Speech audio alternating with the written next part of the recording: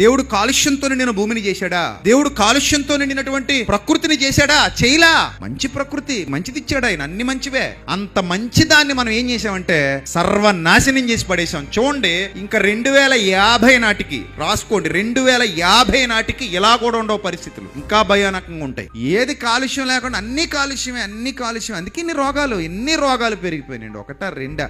రోగాల మీద రోగాలు, రోగాల మీద రోగాల పుట్టలై కూర్చున్నారు మనుషులు. ఈరోజు చాలా మందికి తెలియకుండా క్యాన్సర్లు, వాటర్ పొల్యూషన్, రకరకాల క్యాన్సర్లు వచ్చేస్తున్నాయి. వాటర్ పొల్యూషన్, మిల్క్ పొల్యూషన్, ఎంత చెత్త పాలు తాగుతున్నాం మనం. పౌడర్లు, యూరియాలతో, కెమికల్తో తయారు చేస్తున్నారు పాలు, డ్రింకులు భయంకరమై, అంత కెమికల్ అది. సో తాగడం తినడం ఏదో రూపంలో మనకి ఏదో వ్యాధులు, ఎంత పొల్యూషన్ అండి. దేవుడు ప్రారంభంలో చేసినప్పుడు ఏమీ లేవు, వ్యాధులు లేని ప్రకృతి, మందులు లేవు, ప్రకృతి ప్రశాంతంగా ఉంది. అలాంటి సిచ్యువేషన్ ని కొలాప్స్ చేసి పడేశాడు మహానుభావుడు.